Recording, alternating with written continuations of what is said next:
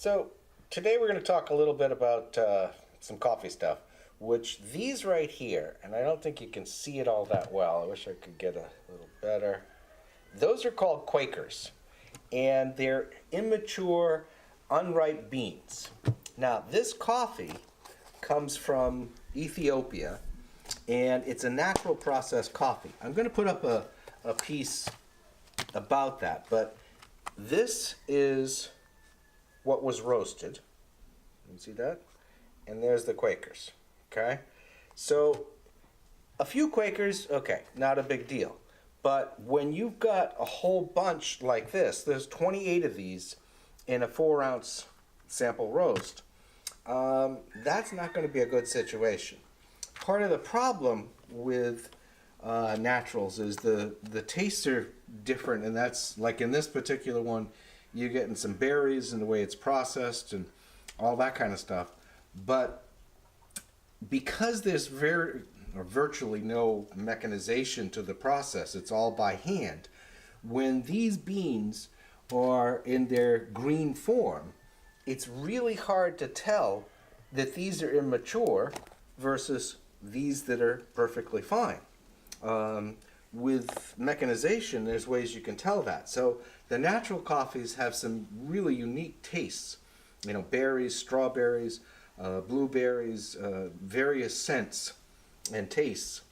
But I don't know. And this is somebody, this particular supplier has some very good coffees. But I don't know how I would deal with this. Like if I, took this coffee, made it into a coffee, sold it to somebody, and they were to get even part of those, they'd be like, it doesn't taste very good. And I get that. But I don't really know how I'm going to deal with that, because if I have to go through and sample out all of this so that the customer doesn't get any of these Quakers, that's going to take more time. It's already not a cheap coffee.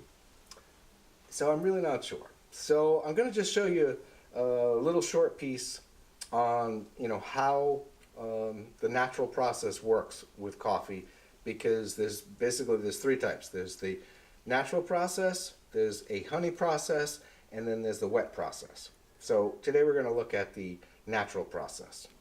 Oh, and natural process a lot of times is done because there's a lack of water and they're trying to conserve water, they don't have water, something like that, or they're trying to bring out unique attributes to the coffee that they're growing.